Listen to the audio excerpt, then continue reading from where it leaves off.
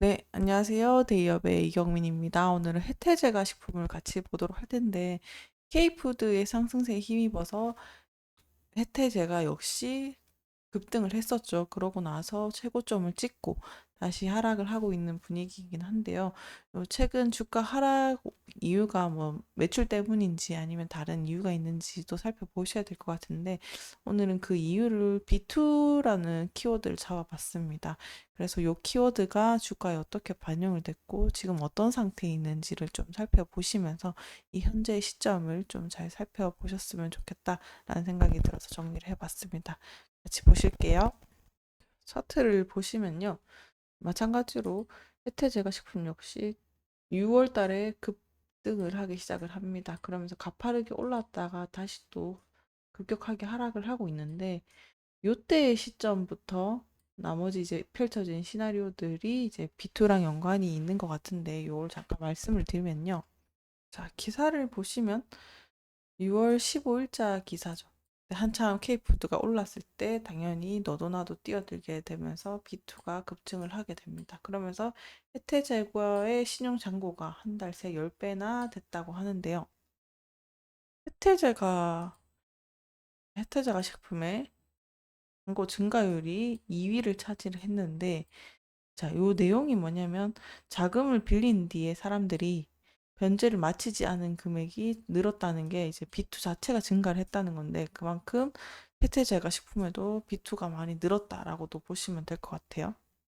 그래서 이렇게 주가에는 어떤 영향을 미쳤느냐. 혜태제가 식품의 이제 신용거래 융자 잔고가 급증을 했고, 그 다음에 주가가 단기적으로 급등을 한 요소도 분명히 미쳤으며, 그 다음에 신용융자의 주가 이제 조정 위험을 조금 동반할 수 있다. 이렇게도 해석을 할 수 있을 것 같아요. 투자자들이 이제 자금을 빌려가지고 주식을 매수한 경우에는 주가가 하락할 때도 매도 압박이 커지면서 주가 하락을 초래를 할 수도 있습니다. 그래서 보시는 것처럼 주가가 단기적으로 급등을 하게 되면은 과열된 상태라고도 간주가 될 수 있겠죠. 그래서 이제 종종 조정을 겪는데 지금의 상황이 그런 상황이 아닌가라고도 해석이 들고요. 그러면 더불어서 세태제가 실적 추이를 봤는데 올해 매출 자체는 23년도에는 매출이 잘 나왔고 그것도 전년 동기 대비해서 매출액이 늘었고 당기 순이익도 늘었기 때문에 실적이 빠지는 상황은 아니다. 그런데 진짜 단기 과열성으로 오른 거는 부정을 할 수 없다라고도 보실 수 있겠습니다. 그래서 만약에 혜태제가 식품이 실적을 부진했다 하면은 이게 전망이 기대에 미치지 못해가지고 주가 하락이 원인이 됐을 수도 있겠지만 그거는 그 상황까지는 반영이 되지는 않은 것 같고요. 아무래도 단기 급등의 요인에 이어가지고 투자 심리도 마찬가지로 주가에 영향을 미친 것 같습니다. 투자자들이 수익 실현을 위해서 매도를 또 나섰을 때 주가가 또 하락을 할 수도 있는 거니까 매도세가 이어지면서 또 변동성이 크고 또 하다 보니까 이제 주가가 조금 하락이 되지 않았나라고도 생각이 듭니다.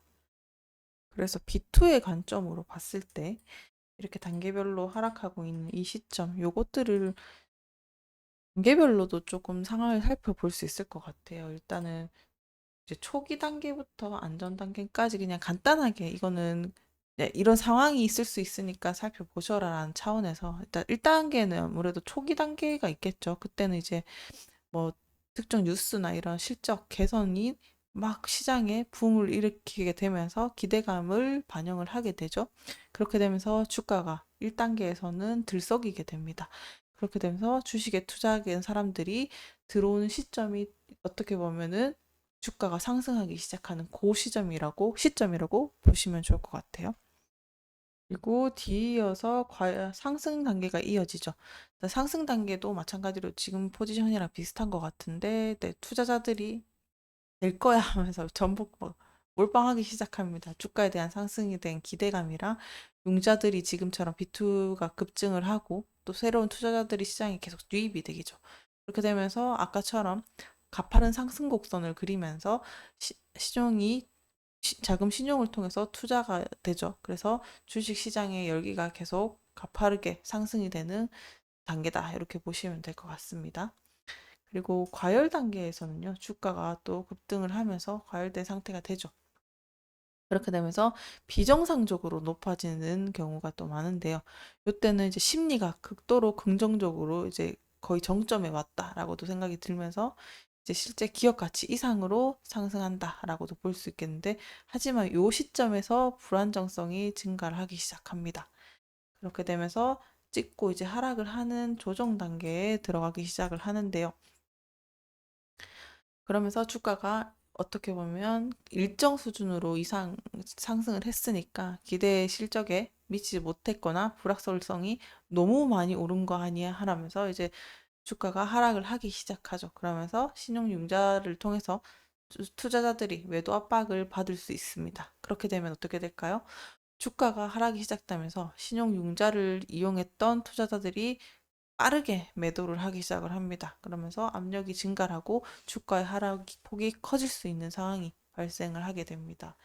그리고 하락 단계에서는요, 주가가 이제 계속 하락을 하게 되는데요. 그때 되면은 이제 투자자들의 신뢰도가 이제 바닥인 상태라고 말할 수 있어요. 이제 압력이 완전 심해지고 불안감이 극도에 달한 단계다라고 볼 수 있는데, 그렇게 되면서 투자자들이 그때 되면은 손실들 다 입을 사람들은 있고, 그리고 시장 자체가 하락세로 이어지면서 또 최악의 상황에서는 기업들이 실적 악화나 재무적 어려움을 겪는 단계다라고도 볼 수 있는데, 이거는 조금 너무 같죠. 지금 약간 단기적으로 상승하고 하락하는 거니까 이제 B2의 장기전으로 갔을 때 말씀드리는 겁니다. 그리고 이제 안정 단계에 들어서면요, 이제 다시 시작을 해야 되니까 실적이 조금 개선되고 외부 환경이 조금 변하면서 신뢰도가 다시 다독거리는 시기다라고 볼 수 있습니다.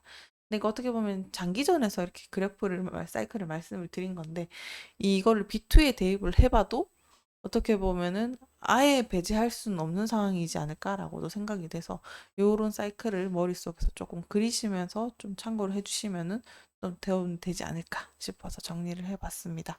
그래서 B2의 사이클이라고 하면 굳이 이제 투자 심리, 주가 상승, 과열, 조정, 하락, 안정, 순환 구조로 이렇게 이루어져 있으니까 요 사이클이 어느 쯤에 왔나 판단을 해보시고 또 투자에 참고를 하셨으면 좋겠습니다.